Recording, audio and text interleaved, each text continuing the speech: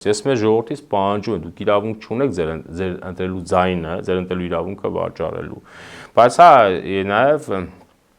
հակակոռուպցիոնը, իրավապահ մարմինները բոլորը պիտի լավ աշխատեն, որպեսզի բոլոր հնարավոր ընտրակեղծարարությունները կարողանան բացահայտել։ Նաև հիմա տեսեք, եթե դուք այս մարդիկ ինչ են ասում, եթե դուք ուժեղ եք, ինչու են ձեզ համար պաշկեքով մարդիկ բերում, ինչի համար։ Նաև այդ եկածողները պետք է հասկանան։ Կարող է մի հատված կա, այդ որ ասում են ստիպողաբար է, կարող է մի հատվածը սիրով է գալիս, այնպես չի, որ բոլորին ստիպողաբար եմ։ Դուք պետք է իմանաք, որ դուք գալու եք բախվեք Հայաստանի իրավապահ մարմիններին։ Դուք պետք է իմանաք դա ու հանկարծ չբողոքեք։ Դա ձեզ ենթադրում եմ Ռուսաստանի ուզածը հենց դա է։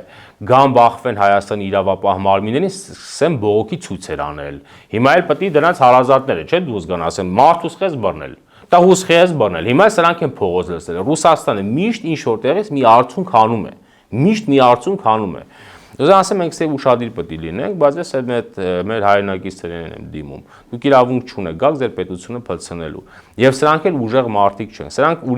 Սրանք ճորտի հոգեբանության մարդիկ են, հայկական արտաքինով, էլ չնայած այդ պիտի քննել, հայկական արտաքին ունեն թե չէ, բայց որոնք կատարում են օտարպետության պահանջ, հանձնել ձեր ինքնության գլխավոր ինստիտուտը, որն է ձեր պետությունը,